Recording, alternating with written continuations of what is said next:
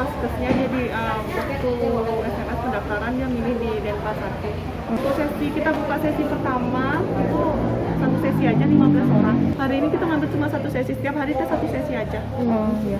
Nanti kan tergantung sasarannya nanti. Ya, kita pakai sasaran nakesnya berapa, yang ini nanti setiap ini kan nanti sudah terinput di sistem. Nanti setiap ini diantar. Kalau kan tergantung dari dinasnya, kita mau kerjasama untuk dapat lagi.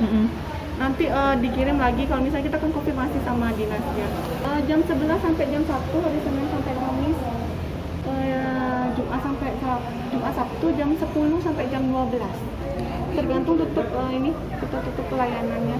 Kan masing-masing puskesmas beda-beda. Kita ngambil satu sesi aja jam 10 jam 11 sampai jam 1 Senin sampai Kamis.